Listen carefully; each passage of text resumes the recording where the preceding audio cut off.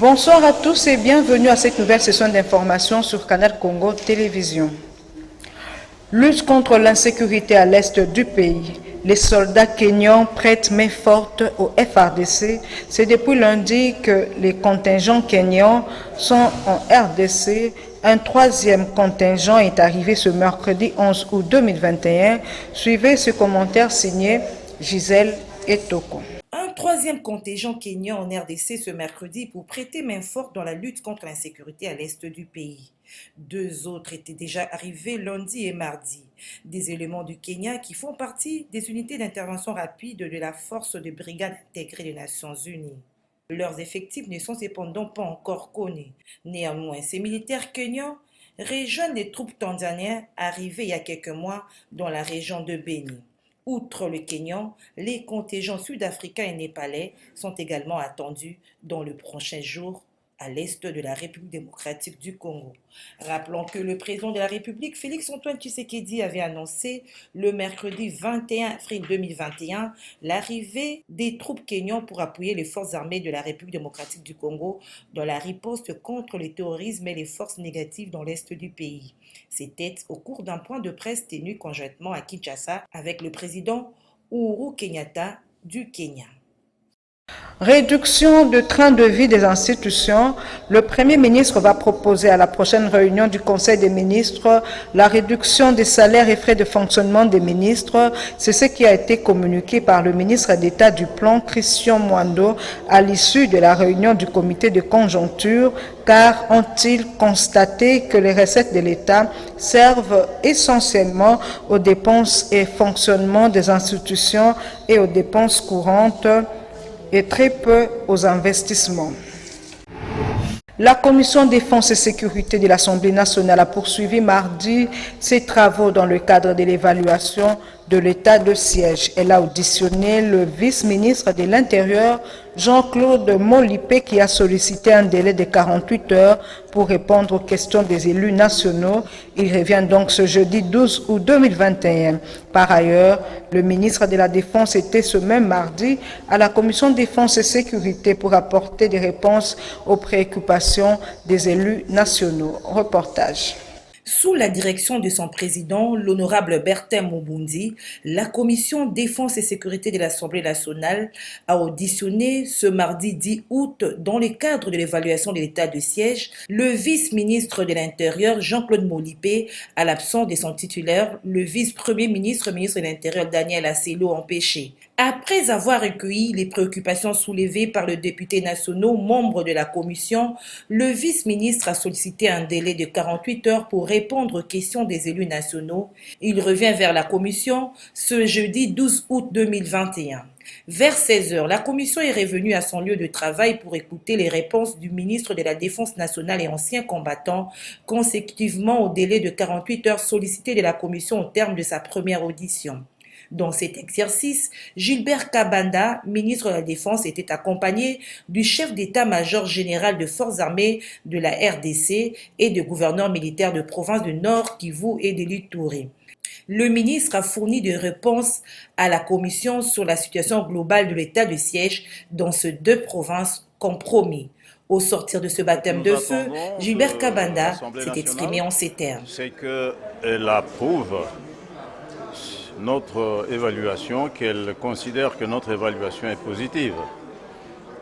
Et je crois que la façon dont nous avons conclu, dont le président a conclu la rencontre avec sa commission, nous fait croire qu'effectivement, cette rencontre a apporté la lumière nécessaire, surtout que les deux gouverneurs, qui sont les principaux acteurs de l'état de siège, étaient avec nous et qu'ils ont donné les éléments complémentaires qui manquaient pour que réellement la commission puisse comprendre ce qui se passe sur le terrain, ce qui a été réalisé, ce qui reste à réaliser et ce qu'il faut pour continuer à parachever l'œuvre de l'état de siège.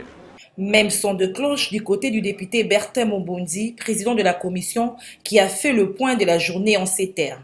Des échanges très riches qui nous ont permis de comprendre beaucoup de choses, mais aussi je pense que ça va enrichir notre rapport à l'issue de cette démarche que nous sommes en train de faire et qui n'a qu'un seul objectif, améliorer les choses pour que l'état de siège soit réellement la solution aux problèmes de sécurité à l'est de la République. La ville de Kinshasa n'est pas gouvernée, c'est en tout cas ce que dénonce le premier vice-président de l'Assemblée nationale, Jean-Marc Kabound, qui a échangé avec le caucus des députés nationaux élus de Kinshasa. Selon Jean-Marc Kabound, la ville de Kinshasa n'est pas gouvernée, il y a absence totale des autorités de l'État. L'accent a été mis au cours de cet échange sur la salubrité, les constructions anarchiques, les embouteillages, l'insécurité et les conflits fonciers. Au sujet de l'évaluation de l'état de siège dans les provinces du Nord Kivu et Ituri, qui se fait au niveau de la Commission défense et sécurité de l'Assemblée nationale, le vice-ministre honoraire de l'Intérieur, Basile Olongo, d'indiquer qu'il n'y a aucune activité sécuritaire qui ne doit pas être évaluée. Il est au micro de Gisèle Etoko et Bruno Nzinga. Vice-ministre honoraire en charge de l'Intérieur, Basile Olongo Pongo, salue l'évaluation de l'état de siège qui s'effectue au niveau de la Commission défense et sécurité de la Chambre basse du Parlement, car, dit-il, cela permet de rectifier les tirs. Oui, moi je suis tout à fait d'accord. Il n'y a aucune activité sécuritaire qui ne doit pas être évaluée, parce qu'on doit procéder à l'évaluation pour rectifier les tirs et encourager positivement ou soit décourager certains acteurs qui ne font pas très bien leur travail. Donc moi je suis d'accord pour l'évaluation, mais à ces jours nous pouvons dire que l'état de siège a apporté quelque chose de plus. Il y a une diminution sensible de groupes armés, ce qui est très positif déjà à ce qui concerne l'état de siège, mais étant donné que la sécurité n'est pas seulement l'affaire de ceux qui portent les armes, on doit impliquer la population. D'où il faut une évaluation pour voir si la population est impliquée dans ce qui s'est fait ou non. Aussi, se rendre compte de certaines bavures dans ce qui concerne le respect des droits de l'homme et des droits humains. Donc, on doit nécessairement procéder à l'évaluation. Autre chose, la ministre des Mines, Antoinette Nsamba, séjourne depuis le mardi à l'est de la République démocratique du Congo en mission officielle dans le but de réorganiser son secteur. Madame la ministre a visité les installations de Kibali Gold Mine en vue de se rassurer du respect du nouveau code et règlement minier, comme nous le dit dans ce reportage. Après un transit à Goma, la ministre des Mines, Antoinette Nsamba Kalambay, est arrivée à Durba, en territoire de Ouatsa, le mardi 10 août 2021 dans la province du Haut-Ouélé, où elle était accompagnée de quelques experts miniers, dont le secrétaire général de l'administration des mines, le directeur général intérimaire du CEEC, ainsi que le coordonnateur du CTCPM. Après sa descente de l'avion à l'aéroport de Kibali, à Doko, dans une brève interview, Antoinette Nsamba a indiqué qu'elle vient s'imprégner des réalités du travail et des conditions de l'exploitation de l'or par les géants miniers Kibali Gold Mine et également faire un constat sur le respect du nouveau code et règlement minier par les opérateurs miniers dans cette partie du pays. Nous voudrons un peu voir comment ils ont construit leur usine au Congo et si ils travaillent dans les normes requises par le code et le règlement minier.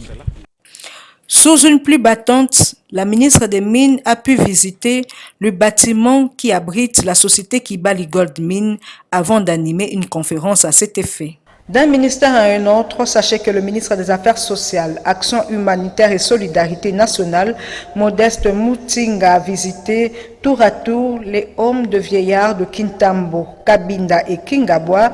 Partout où il est passé, il a remis un lot important des vivres. Témoin de l'événement, Maya Yamate.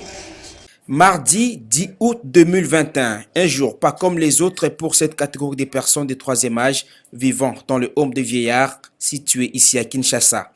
Ils ont bénéficié de la visite du numéro congolais des affaires sociales avec dans sa judiciaire un lot important de vivres. Le site à être visité, c'est l'hospice de Kitambo, où les occupants n'ont pas manqué d'exprimer leur reconnaissance. Évidemment, on mange ce qu'on nous présente, mais on n'a peur rien. On n'a pas de choix. Mais j'espère qu'avec ce qu'il a comme possibilité, qu'il nous aide financièrement. Nous avons des problèmes financiers sérieux. Oui. Au président de la République. Qu'il fasse quelque chose pour nous. Qu'il fasse, qu'il bouge, franchement. Qu'il nous aide. Qu'il nous vienne vraiment en aide. On insiste, on pleure, qu'il nous vienne en aide. Dès là, direction le home des vieillards de Kabinda, dans la commune de Lingwala.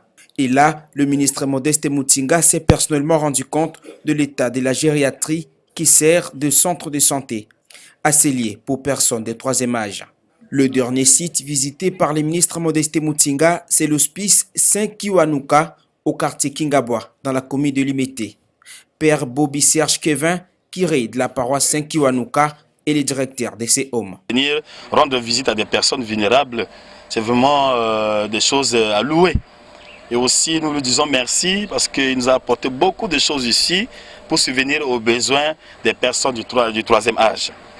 C'est une grande joie pour nous, une grande joie aussi pour les personnes vulnérables qui sont là. Vous avez vu comment ces mamans et ces papas se sont manifestés et ont prié pour notre président de la République, ont prié pour notre ministre et pour tous ses collaborateurs. Notre hospice vit de la générosité des personnes de bonne volonté.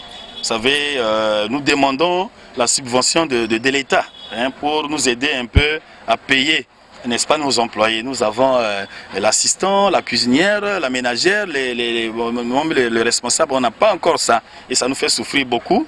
Et aussi, sur le plan sanitaire, on a des problèmes. Imaginez si un vieillard est malade, il faut l'amener à l'hôpital. On n'a pas tous ces moyens-là. Voilà, et puis d'autres petits projets, nous voulons qu'il y ait l'autofinancement de l'hospice Bolingo. Partout, ces membres du gouvernement est passé, la joie était sur toutes les lèvres.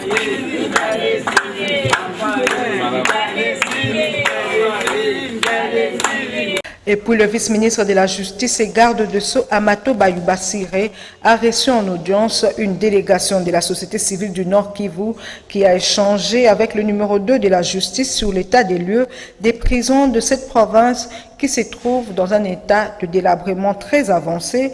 Ils ont en outre accordé une audience au coordonnateur national de la dynamique communautaire pour le développement et la cohésion sociale.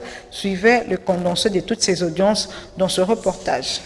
Le vice-ministre de la Justice, Amato Bayuba Siré, a reçu ce mardi à Kinshasa une délégation de la société civile du Sud Kivu.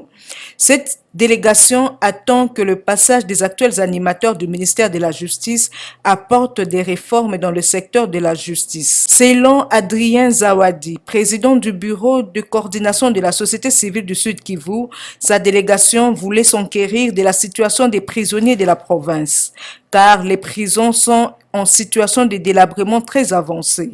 De manière particulière, les prisonniers meurent de faim et il voulait par cette rencontre que le gouvernement central fasse tout pour nourrir ces prisonniers. Voilà, je suis Adrien Zawadi, je suis le président de la société civile du Sud Kivu, accompagné par les rapporteurs du bureau et un membre de la société civile du Sud Kivu. D'abord, nous sommes venus voir son Excellence pour demander que nous espérons que son passage à ces ministères ici va apporter des réformes dans le secteur de la justice parce qu'on en a besoin dans tous les pays et particulièrement au Sud Kivu. Deuxièmement, nous sommes venus lui parler de la situation de nos prisons dans la province parce que nos prisons sont en situation de délabrement très avancé et de manière particulière, nous avons des prisonniers qui meurent de faim. Et on voulait savoir qu'est-ce que le gouvernement central fait pour nourrir ces prisonniers. Parce qu'à Calais, à Kabare, dans la prison centrale de Bukavu et ailleurs, on a l'impression que le prisonnier ne mange pas. On voulait savoir est-ce que le gouvernement central contrôle les marchés, les passations des marchés des fournisseurs parce qu'on ne comprend pas qu'est-ce qui se passe. La deuxième chose, il y a un projet en province de délocaliser la prison centrale de Bukavu Et on voulait bien comprendre qu'est-ce que pense les gouvernements centraux, parce que pour nous, la société civile, il n'est pas question de délocaliser cette prison centrale sans qu'il y ait une étude préalable pour savoir, pour évaluer la valeur du prix réel de l'emplacement aujourd'hui et la valeur de la prison qu'on va nous construire. Et qu'on nous construise cette prison avant de délocaliser les prisonniers. Tout à fait autre chose. Les compagnies aériennes ont 3 jours pour configurer dans leur système informatique le nouveau tarif des billets d'avion qui est en baisse sur décision du ministre de l'économie. Interrogé à ce sujet, le président national du parti Unité des Valeurs, Michel Okongo, appelle à des discussions entre le gouvernement et les opérateurs du secteur d'aviation. Il s'exprime au micro de Gisèle Etoko. Michel Okongo, président du parti Unité des Valeurs, appelle à des discussions entre le gouvernement et les sociétés d'aviation en vue de trouver un accord afin que tout aille bien en rapport avec la baisse de prix des billets d'avion pour les vols domestiques. La réduction, la remise des prix des billets, tel que cela a été ordonné par les gouvernements, j'avoue que cette question doit être comprise à la fois par les opérateurs économiques et aussi par le peuple. Si seulement les gouvernements qui maîtrisent cette question, alors que l'autre partie ou les deux parties dont je parle, le peuple, et des opérateurs économiques dans le domaine de l'aviation ne la maîtrisent pas, ça pose un problème. Donc il faut qu'il y ait des discussions, il faut qu'il y ait un accord, afin que tout puisse y aller. Sans accord, et s'il faut faire les choses de manière unilatérale, vous voyez une certaine incompréhension de la part des opérateurs économiques, mais également de la part de notre peuple. Notez que le ministre de l'économie a donné 3 jours aux compagnies aériennes pour configurer dans leur système informatique le nouveau tarif de prix de billets d'avion. Pas de consensus trouvé jusque-là au sujet de la désignation du futur président de la Commission électorale nationale indépendante, CENI.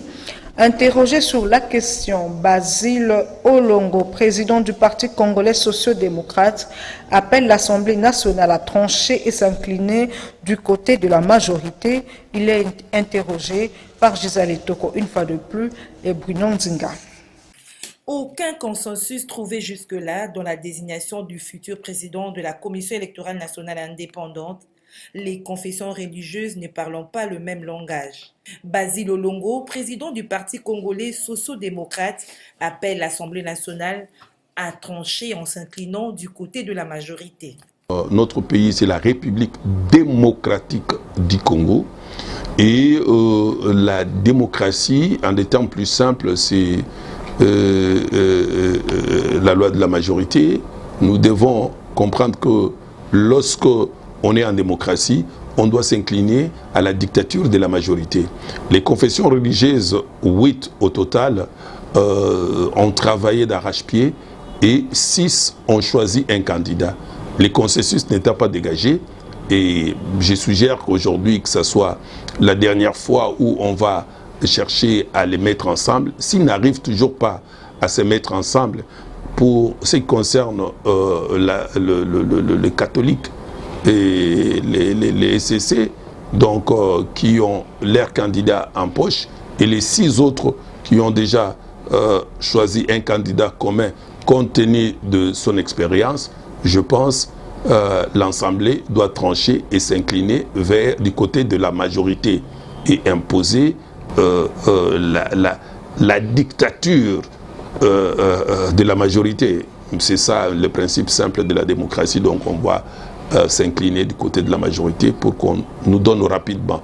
Et j'insiste sur le fait que tous nous devons être conséquents de retard accumulé. Parce que le retard accumulé nous plonge déjà en plein pied dans un glissement qui ne dit pas son nom. Les magasins des Indo-Pakistanais sont restés fermés encore ce mercredi au centre des affaires de Kinshasa ainsi que dans plusieurs coins de la capitale. Cela fait suite toujours au meurtre dernièrement en Inde de l'étudiant congolais Joël Malou, constat établi par Papi Nzombo. Dans le centre des affaires de Kinshasa, quelques magasins et supermarchés tenus par les Indiens était fermée ce mercredi 11 août 2021 pour cause la chasse aux Indiens qui s'est poursuivie suite à la dernière affaire du meurtre de l'étudiant congolais en Inde. Un Indien a même échappé in extremis à un lynchage, comme l'expliquent ses passants. Ils ont fermé leur magasin, ils savaient que non, les Congolais vont faire des désordres. Ce sont des bandits, on ne peut pas parler de ces cas. De tout ce qui s'est passé, mais on ne sait pas, à partir du gouvernement, c'est le gouvernement qui va prendre les mesures. Nous les Congolais, on est là pour le gouvernement. On n'a pas un mot à dire, parce que si on veut faire des désordres ici, quelqu'un qui va faire des désordres, on va l'arrêter. Mais chez eux, ils ont des possibilités de faire tout ce qu'ils font. Mais chez nous ici, nous n'avons pas un mot à dire. Nous n'avons pas un mot à dire. C'était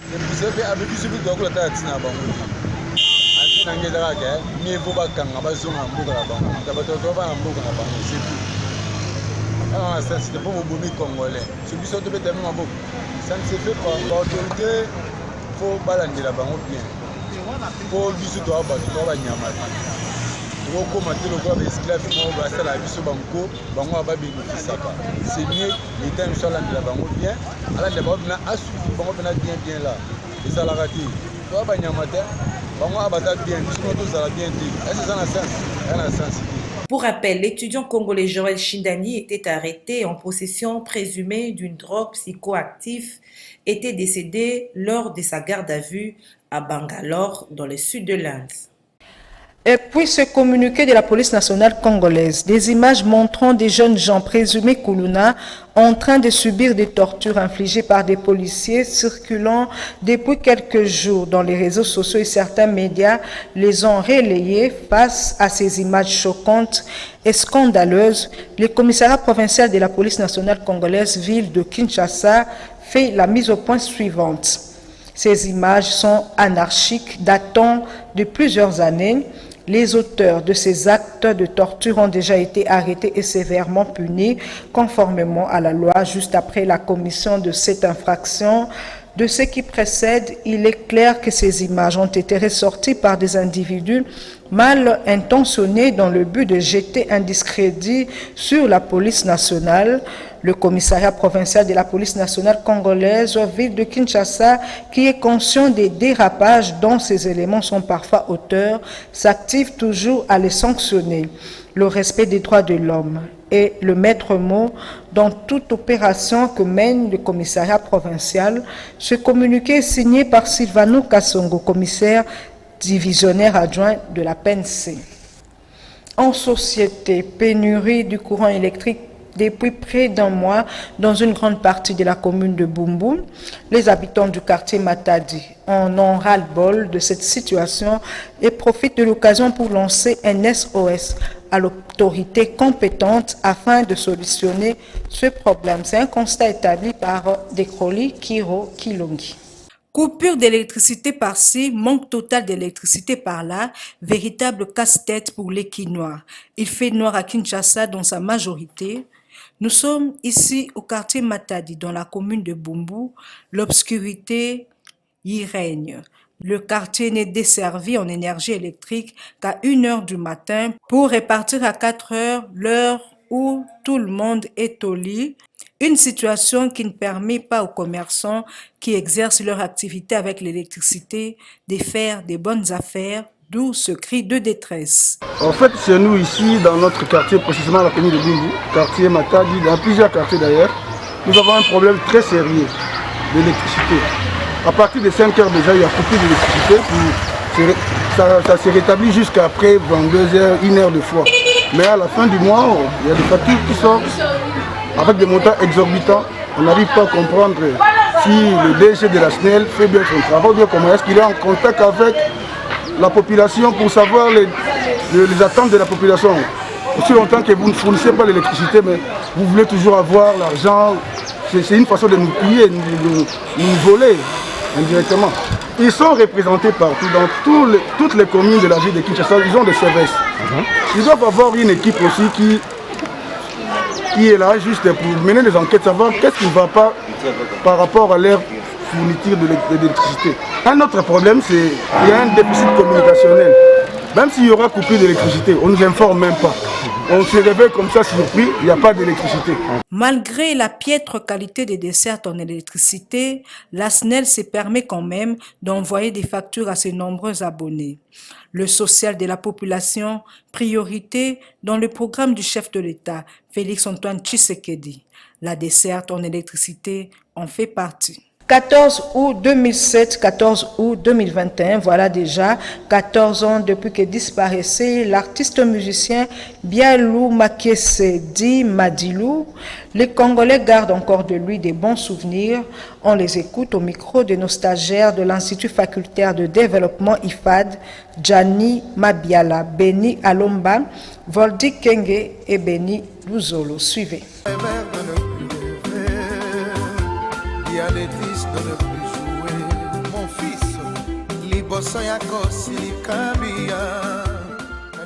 Les Quinois se souviennent 14 ans après de la disparition ce 11 août 2021 de l'artiste musicien de renommée internationale du nom de Jean de Dieu Bialou Makesse dit Madilou System. Celui-ci fut parmi les grands artistes musiciens congolais connus à cause de sa musique tant éducative que modèle. Date le 11 août. Ils ont appelé le logo. Venez à Dayat. À Dayat, vraiment, la date. Heureusement, il y a billet, mais ce qui est tout, il y a Madilou, parcours musical. Et tout ça, il y a Penza, au Kolo Belango Lelo. À ça, là, on a plaisir à trop. Na banze mon œuvre, vraiment, banze mon sous. Rozo, Rango, et le bébé, non, le Belango, ma belle, c'est bien mon. Dans ma musique congolaise, apporté belé. On a plaisir fort. Grand musicien. Azo manze mon importance muno azo yoka ngwazo sepela nango. Par rapport à ce que éduquer mbuntu. Par rapport à lelo. Donc nzembo za na tina. Madilou System azali grand artiste, chanteur, musicien, chanteur, compositeur ya mboka na biso RDC. On a yebi na parcours na mwa muke auti na Empire Mapi. Azo sala ezaki orchestre interprétation. Donc la corde vocale na ezaki à peu près Pépé Calé, avec quoi interpréter mini banzembo ya Bakuba précisément ya Pépé Calé. En abané 79-80 à Kokota OK Jazz. Muta recruté kana OK Jazz qui papa Romasia. Mais quand OK Jazz a sali parcours ko mune mutinyo so ebina kati RDC.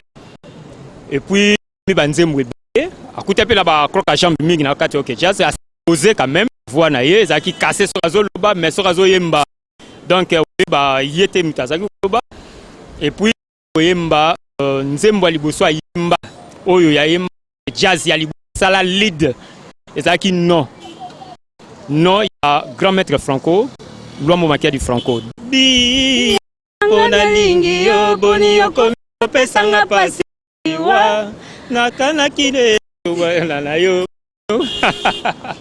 Place à présent à la revue de presse dans une sélection et commentaires signés Maxime Macabou. Débutons ces tours d'horizon des journaux avec cette exclamation à la une de vrai modérateur, présidence de la CENI, Kadima lâché. Ainsi renseignent les tabloïds, c'est la guerre des fauves entre le prince de l'église autour de la candidature de Denis Kadima, soutenue par les 6 confessions religieuses. De leur côté, les catholiques et les protestants n'attendent pas reculer. Elles maintiennent la pression en vue d'obtenir l'annulation de cette candidature. Ces 2 membres de confessions religieuses sont cependant disposés à accepter quelqu'un d'autre que Kadima. Pendant ces temps, Africa News s'exclame « Il faut faire gaffe ». La mission de l'IGF, Alex Onatra, n'a jamais vu ni attendu le PCA suspendu. Makila hurle, il accable des inspecteurs de finances. À en croire le journal, les rapports à l'origine de la sanction infligée au PCA de la SCTP-SA par la ministre d'État en charge du portefeuille soulèvent trop de questions. D'une part, ces observations violent la présomption d'innocence et le principe du contradictoire et d'autre part, Deux de ses signateurs y contextent aux administrateurs actuels des avantages dûs accordés par le propriétaire et actionnaire unique de l'entreprise, l'État aujourd'hui, poursuit-il, présenté comme un détournement. Et ce titre du magazine panafricain d'analyse et de formation L'Afrique Unie, prétendu détournement de la TVA, une confusion contre-productive et malveillante. Intention de nuire, s'interroge les magazines et de poursuivre, vraisemblablement, à la surprise, l'opinion était amenée à découvrir dans les réseaux sociaux un dossier de détournement par la Société nationale d'électricité SNEL de la taxe sur la valeur ajoutée TVA due par des sociétés minières. Intention malveillante, s'interroge à nouveau les tabloïds pour qui la circonstance des diffusions de cette lettre n'est vraiment pas innocente. Elle est intervenue la veille du lancement par le président Félix Tshisekedi des travaux de construction de la station Dessa-20 kVA de Kinshasa. Ces jours, tous les projecteurs étaient braqués sur la SNEL au regard de l'importance de l'ouvrage dans une ville de Kinshasa durement frappée par les perturbations en énergie électrique. Les tireurs de ficelles attendent ainsi jeter l'opprobre sur les artisans de ces projets d'envergure afin de tenter une récupération égoïste. Ainsi ont-ils divulgué, renchérit-il, une lettre qui charge la SNEL de détournement d'une redevance TVA de 12 sociétés minières et c'est depuis 2014. L'avenir qui boucle ce point de journée s'intéresse à l'évaluation de l'état des sièges à l'Assemblée nationale et note en manchette nécessité de répartir sur de nouvelles bases. Voilà tout pour cette revue de presse. Et voilà, c'est la fin de cette nouvelle session d'information sur Canal Congo Télévision. Merci à tous de l'avoir suivi. Au revoir.